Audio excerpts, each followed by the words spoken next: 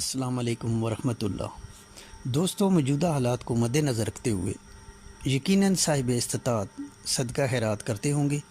گو انسان کمزور ہے، کبھی سستی بھی ہو جاتی ہے، لیکن بحیثیت مسلمان یہ وقت سستی اور لاپرواہی کا نہیں۔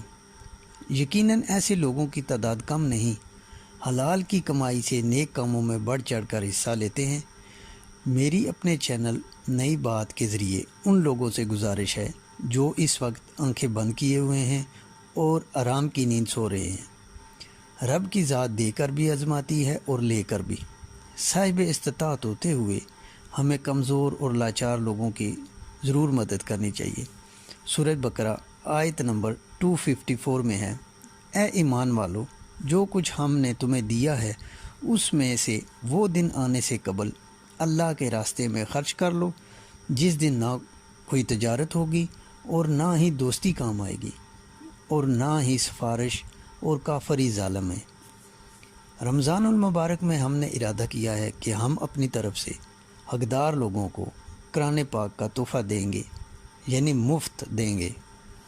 نبی کریم صلی اللہ علیہ وآلہ وسلم نے ارشاد فرمایا، اللہ کی راہ میں خرچ کرنا گناہ کو اس طرح مٹا دیتا ہے جیسے پانی آگ کو بجھا دیتا ہے۔ ہمیں اس کام میں آپ سب کی رہنمائی کی بھی ضرورت ہے۔ آپ نے ہمیں اپنی رائے میں بتانا ہے کہ ہم کس طرح حقداروں تک ان کا حق پہنچا سکتے ہیں۔ ہمارا یہ کام ہم جو کرنے جا رہے ہیں آپ کو کیسا لگا؟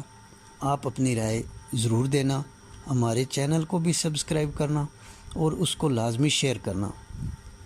ہم آپ سب کے شکر گزار ہیں کہ آپ نے ہماری ویڈیو دیکھی۔ اپنا خیال رکھیے گا۔ اللہ حافظ۔